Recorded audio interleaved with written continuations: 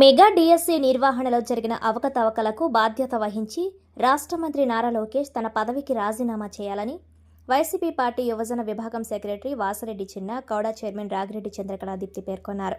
సోమవారం వైసీపీ యువజన విభాగం ఆధ్వర్యంలో కాకినాడ జిల్లా కలెక్టరేట్ వద్ద ధర్నా చేపట్టారు. ఈ సందర్భంగా వారు మాట్లాడుతూ సీఎం చంద్రబాబు ఎన్నికలకు ముందు అధికారంలోకి వస్తే మొదటి సంతకం మెగా డిఎస్సిపైనే పెడతానని చెప్పారని గుర్తు చేశారు.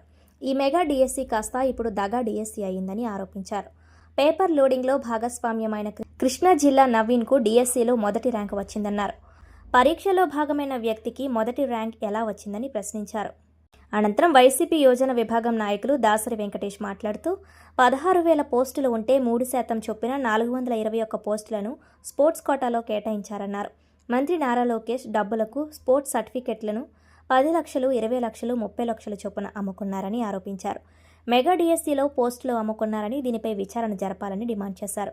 ఈ కార్యక్రమంలో వైసీపీ నాయకులు విద్యాసాగర్, మాజీ కార్పొరేటర్లు Nandakishore, Kamparabavi, JD Pavan Kumar, SSL town అధ్యక్షులు బల్లా సూరిబాబు, అల్లు రాజబాబు, పసుపులేటి చంద్రశేఖర్, సుధాకర్, బి అదృష్ట దీపక్, ధనలక్ష్మి తదితరులు పాల్గొన్నారు. చూసుకుంటే అనిత గారు చాలా ఇదిగా మాట్లాడారు. ఈ మహానాడులో ఏంటంటే ఈ రోజుల్లో ఉద్యోగాల కోసం యువత ఎదురు చూడని అవసరం లేదు, ఉద్యోగాలే వాళ్ళ కోసం వెయిట్ చేస్తున్నాయి, ఉద్యోగాలే వాళ్ళు తలుపు తడుతున్నాయి అని చెప్పేసి ఆవిడ పెద్ద పెద్ద సూక్తులు చెప్పడం జరిగింది. ఒక విషయం నేను వీళ్ళందరి తరఫున కూడా ఒకటి అడగదలుచుకున్నాను. ఉన్న ఉద్యోగాలని సక్రమంగా వాళ్ళకి ఇవ్వండి చాలు, అంతే తప్ప యువతకి ఉద్యోగాలే అవకాశాలు మేమే ఇచ్చేస్తామని గొప్పలు చెప్పదు. ఉన్న అవకాశాలని వాళ్ళకి సద్వినియోగం అంటే టాలెంట్ ఉన్న వాళ్ళు ముందుకు తీసుకురండి. ఈరోజు చూసుకుంటే డిఎస్సిలో చాలా అవకతవకలు జరిగినాయి. చాలామంది అనర్హులైన వాళ్ళకి ఈరోజు పోస్టులు కట్టబెట్టడం జరుగుతుంది. ఒక్క విషయం నేను అడుగుతున్నాను ఈ ప్రభుత్వాన్ని, అనర్హులైన వాళ్ళని తీసుకొచ్చి ఈరోజు విద్యాశాఖలో కూర్చోబెడితే రేపొద్దున మన పిల్లల భవిష్యత్తు ఏంటి? మన పిల్లల చదువులు ఏ విధంగా వాళ్ళు సక్రమంగా చెప్పగలుగుతారు? ఈరోజు పౌరులే రేపటి పిల్లలే రేపటి పౌరులు అంటారు. భారతీయ భవిష్యత్తు పిల్లల చేతుల్లో ఉందంటారు. అలాంటి గొప్ప శాఖలోనే ఈరోజు అవకతవకలు జరిగాయంటే ఈ ప్రభుత్వం ఏం చేస్తుంది? ప్రతి శాఖని కూడా మోసం చేస్తూనే ఉన్నారు. చిన్న పిల్లల దగ్గర నుంచి మహిళల్ని, రైతుల్ని, కార్మికులు ప్రతి ఒక్కరిని కూడా ఈ కూటమి ప్రభుత్వం అన్యాయం చేస్తూనే వచ్చింది. నిన్న చూసుకుంటే డిఎస్సిలో ఫస్ట్ ప్లేస్లో వచ్చిన అభ్యర్థికి ఉద్యోగం లేదంటే ఏంటండి ఆయన పరిస్థితి ఏంటి? స్పోర్ట్స్ కోటాలో కూడా అసలు వాళ్ళు ఈ స్పోర్ట్స్ కోటాలో ఏ ప్లేస్లో ఉన్నారో కూడా తెలియదు. అలాంటి అనర్హులైన స్పోర్ట్స్ కోటాలో ఉన్న వ్యక్తులకి ఈరోజు ఉద్యోగ అవకాశాలు కల్పిస్తే రేపు ఎత్తున్న మన పిల్లల భవిష్యత్తు ఏంటి? ఒక ప్రభుత్వం అధికారంలోకి వచ్చిందంటే అది సామాజికంగా కానీ ఆర్థికంగా కానీ ప్రతి విషయంలోనూ కూడా ప్రజలను ఆదుకోవాలి. అలాంటి ప్రభుత్వం ఈరోజు మోసాలు, దగాలు, కుట్రాలు అంటే ఆయన చంద్రబాబు నాయుడు గారిని ఒకటే అనుకున్నాం అంటే ఎలక్షన్లకు ముందు మీరు చెప్పిన వాగ్దానాలన్నీ ఏం చేశారండి? లో జరిగిన మోసాలను వెలుగు చూపాలి, ప్రతి ఒక్కరికి తెలియజేయాలనే ఆధ్వర్యంలో ఈరోజు ఈ ధర్నా కార్యక్రమం చేపట్టడం జరిగింది.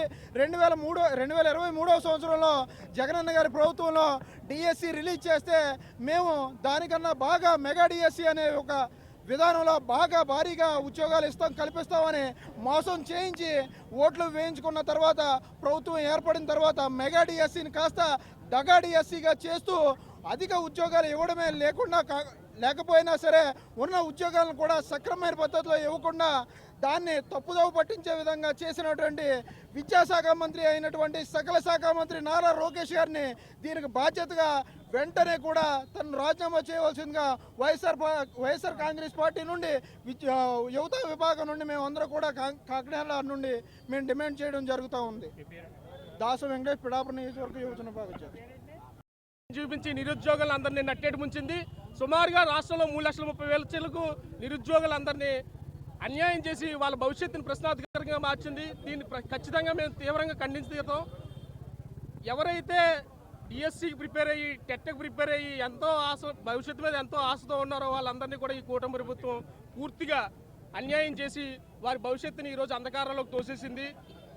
ఈ ప్రశ్నాపత్రాలు లీకేజే కాకుండా మెరిట్ లిస్ట్ని కూడా తారుమారు చేసేసి ఈ రోజున కనీసం వారికి ఎటువంటి ఆధారకర పరిస్థితులను కూడా చూపించకుండా ప్రభుత్వం పూర్తిగా వారి భవిష్యత్తును అంధకారంలోకి తోసేసింది. ఎవరికి ఎన్ని మార్కులు వచ్చినాయి, ఎవరు క్వాలిఫై అయ్యారు అన్న లిస్టును తారుమారు చేసేసింది. అంటే ఈ ప్రభుత్వం ఎంత దగాకోరు ప్రభుత్వం మనం ఈరోజు మన కళ్ళ ముందు కనబడుతుంది. ఎవరైతే అందులో ఎక్కువ ర్యాంకు సాధించి మార్కులు సాధించి ఉన్నారో వారే ప్రభుత్వం మీద నింద వేసి వారే ప్రభుత్వాన్ని ఇది మళ్ళీ మార్కు లిస్టు కోసం మరి ఆందోళన చేస్తున్నారంటే ఇది తీవ్రమైన